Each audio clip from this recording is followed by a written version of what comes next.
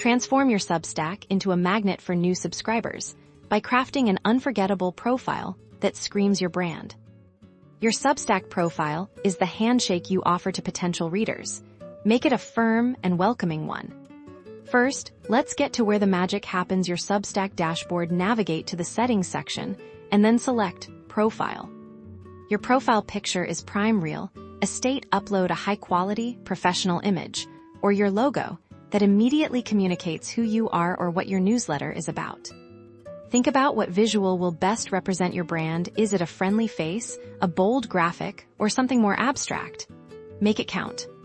Next, the full name and short bio. This is your elevator pitch. Clearly state your name or publication title and briefly tell people what they can expect from your newsletter. Keep it concise and benefit-driven. Don't be afraid to sprinkle in a few relevant emojis to add personality and break up the text. It makes your bio more scannable and engaging. Now, let's connect your platforms. Add your website and social media links to give interested readers more ways to find and follow you. Substack allows you to customize your accent color.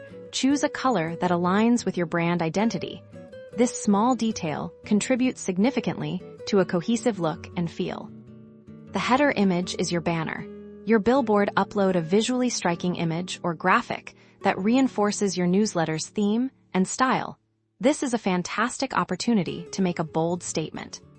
Consider using a design tool to create a header that's both professional and representative of your content. It's the first thing people see after your profile picture.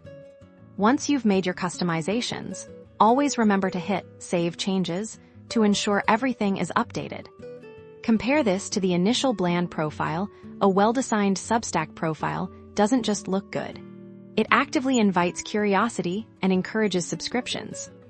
Go forth and design a profile that makes new readers say, "I have to subscribe to this."